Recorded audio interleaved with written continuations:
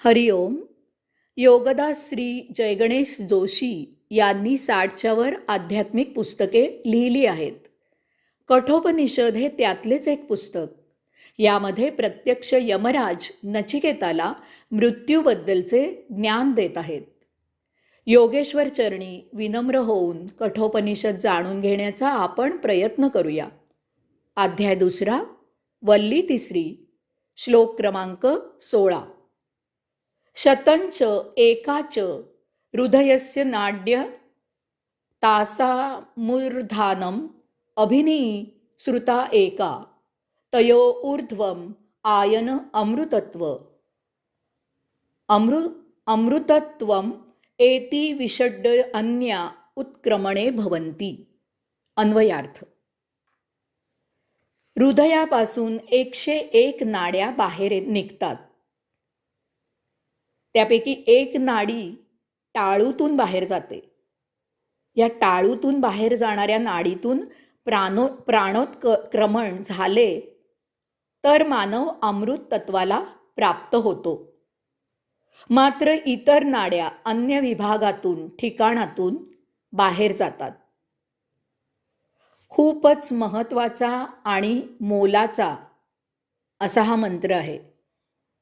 यमराज मृत्यूनंतरचे अमृतमयी जीवन प्राप्त होण्यासाठी मुळापासूनच योगाचरण असावे असे येथे सांगत आहेत.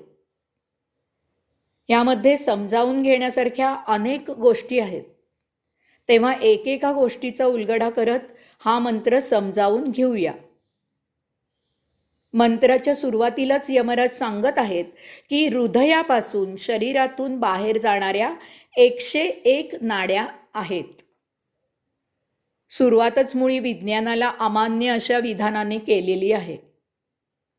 यमराज सांगत आहेत की हृदयापासून 101 नाड्या बाहेर पडतात आणि त्या शरीराच्या निरनिराळ्या भागामधून, शरीराच्या निरनिराळ्या ठिकाणांमधून बाहेर जातात.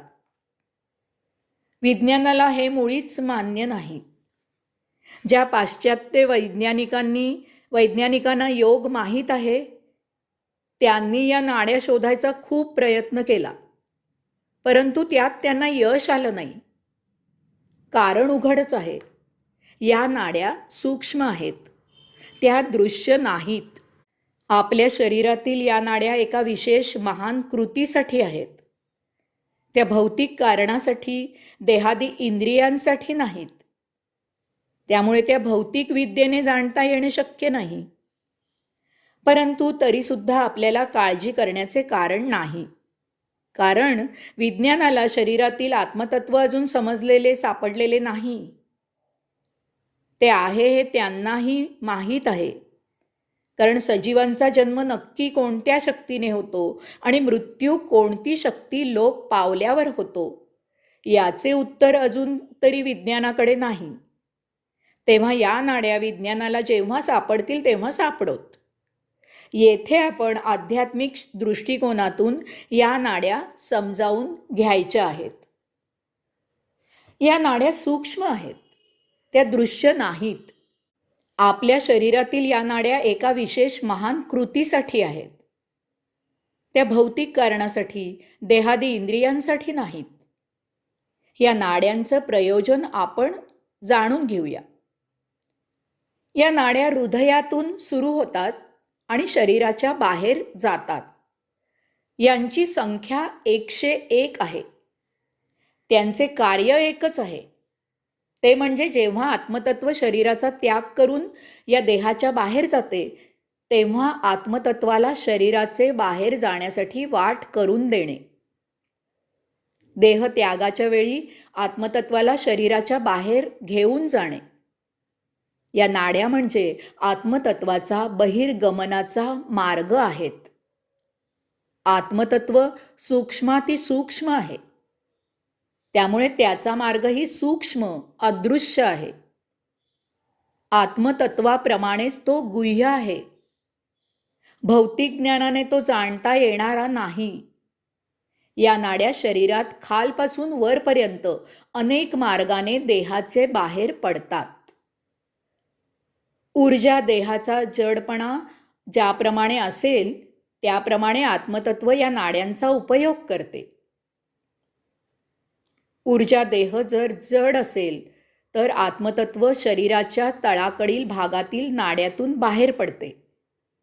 जसजसा ऊर्जा देह जडत्वाचा त्याग करील त्याप्रमाणे आत्मतत्व वरच्या वरच्या नाडीतून बाहेर जाते.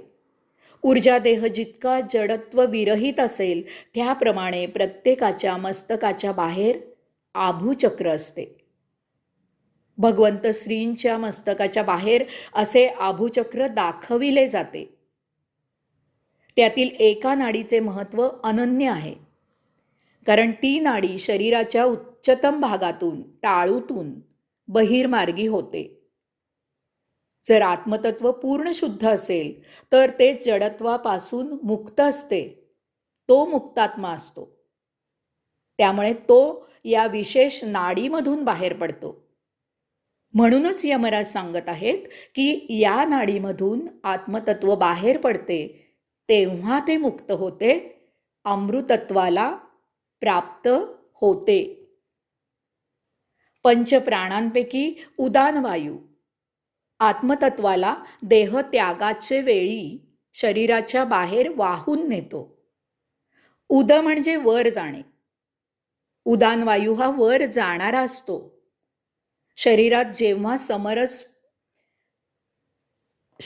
जेव्हा सप्तरस पोषणाचे कार्य करतात तेव्हा त्यावेळी होणाऱ्या प्रक्रियेमुळे जो दूषित वायू तयार होतो तो वायू उदान वायू शरीराचे बाहेर उत्सर्जित करण्याचे कार्य करत असतो. हे त्याचे नित्य कार्य होय. या उदान वायूचे या जन्मीचे शेवटचे कार्य म्हणजे आत्मतत्व शरीराबाहेर घेऊन जाणे. तो जेव्हा आत्मतत्व शरीराच्या बाहेर देहाच्या बाहेर वाहून नेतो तेव्हा तो नेहमीच वर वर जाण्याचा प्रयत्न करतो. कारण वर वर जाणे हाच त्याला स्थायी स्वभाव असतो. आत्मतत्व ऊर्जादेहाने झाकोळलेले असते. जर ऊर्जादेह जडविरहित असेल तर आत्मतत्वासह उदानवायू त्याच्या वर वर जाण्याच्या स्वभावानुसार सहजच टाळूतून बाहेर पडतो. देहत्यागाच्या आत्मप्रवासाला काहीच अडथळा येत नाही. परंतु जर ऊर्जादेह जड असेल तर उदानवायू त्याच्या मूळ स्वभावाला अनुसरून वर वर जाऊ शकत नाही. त्याला ऊर्जादेहाच्या जडत्वाचा अडथळा येतो. त्यामुळे आत्मतत्व देहाबाहेर नेण्याचे त्याचे कार्य नीट होत नाही. ऊर्जा देहामध्ये जडत्व अपूर्ण राहिलेल्या वासना इच्छा यामुळे असते. या अपूर्ण वासना इच्छा ऊर्जा देहाला आत्मतत्व देहाबाहेर घेऊन जाण्यास विरोध करतात. कारण त्या वासनांना इच्छांना देहादी इंद्रियांकडून त्यांच्या पूर्ततेची हाव असते. ही हाव उदान वायूला बहिर्गमनाला अडथळा करते. या अपूर्ण वासना इच्छा ऊर्जा देहाला चिकटून आत्म्यासह बाहेर जायला पाहतात. त्यामुळे आत्मा देहत्याग सहजगत्या करू शकत नाही. यामुळे जीवाला मरताना अतोनात यातना होतात. आपण अनेक जण मरणसमयी तडफडताना पाहतो. मरण समोर दिसत असूनही त्यांची चटकन सुटका होत नाही. असह्य यातना वेदना सहन करत ते मरणाची वाट पाहत असतात. आता यावर उपाय काय ते पाहायचं आहे. मरण कोणाला चुकत नाही. ते अपरिहार्य आहे. तेव्हा ते जेव्हा येईल तेव्हा यातना न होता शांतपणे यावे अशीच प्रत्येकाची इच्छा असते. यासाठी उदान वायूसह बाहेर जाणारा ऊर्जादेह जड असता कामा नये. तरच वर वर जाण्याचा गुण असणारा उदान वायू ऊर्जादेहाने झाकोळलेल्या आत्मतत्वाला सहजपणे देहाबाहेर नेऊ शकेल. त्यामुळे जेव्हा आत्मतत्व देह त्याग करते तेव्हा यातना होणार नाहीत. याचा अर्थ ऊर्जा देहाला जडत्व येणार नाही यासाठी उपाययोजना करायला हवी. यावर 2 उपाय आहेत. 1. ऊर्जा देहाला जडत्व येते ते अपूर्ण वासना, इच्छा यामुळे. त्यामुळे जर आपण अपूर्ण वासना, इच्छा संपुष्टात आणू शकलो तर वासना, इच्छा विरहित ऊर्जा देह आत्मतत्वाला सहजच शरीराच्या वरच्या भागाकडून देहाकडे नेऊ शकेल. याचा अर्थ उदान वायूचे कार्य सहज सुकर होईल. त्यामुळे मरणसमयी यातना होणार नाहीत. यासाठी उपाययोजना करावी. आपण ज्या काही इच्छा करतो त्या जर पूर्ण झाल्या नाहीत तर त्या आपल्या नशिबात नाहीत अशी भावना करून विसरून जावे. जे होते ते केवळ प्रभूच्या इच्छेनेच होते हे जाणून घ्यावे. रोजचे समोर आलेले सहज जीवन आनंदाने जगावे. भौतिक सुख हे न संपणारे आहे. एका मागोमाग एक याप्रमाणे ते सतत चालू राहणारे आहे. त्याला अंत नाही. यास्तव आपणच आपल्या वासना, इच्छा यांना प्रयत्नपूर्वक मुरड घालावी. जे मिळाले, जे उपभोगले, जे आपल्या हातून कार्य झाले, नेहमी त्याचीच आठवण करावी. न झालेले, राहून गेलेले कार्य स्मृतींना उजाळा देऊन उगाळत बसू नये. यामुळे वासना, इच्छा यांना संचयाचे स्वरूप प्राप्त होणार नाही. ऊर्जा देहाचे जडत्व नष्ट करण्याचा दुसरा उपाय म्हणजे ऊर्जा देह अध्यात्म योग साधनेने म्हणजे प्राणायाम, ओंकार, जप, ध्यान इत्यादीने नेहमी वरवर नेण्याची सवय ठेवणे. तसेच नेहमी सोहम ध्यान योगाने ब्रह्मरंध्रातून मार्गस्थ होण्याची साधना करणे. आपण जेव्हा मातेच्या उदरी प्रवेश करतो त्यावेळी आपल्याबरोबर आलेली कुंडलिनी शक्ती धारा होऊन अधोमुखी होऊन मूलाधार चक्रात जाऊन विसावते. हाच तो ऊर्जा देह असतो. याला चिकटून संचित वासना, इच्छा गतजन्मामधून आलेल्या असतात. या संचित वासना, इच्छा या जन्मी पूर्ण करून आत्मा मुक्त होऊ इच्छितो.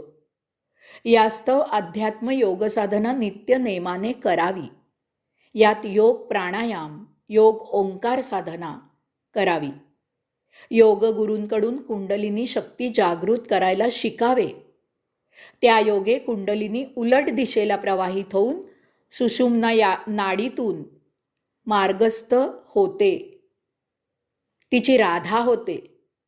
अशा प्रकारे ऊर्जा देह मूलाधार चक्रातून सहस्राकार चक्रात मार्गस्थ होतो. त्यातील संचित उपभोगून नष्ट होऊ लागते. यामुळे तो हलका होतो.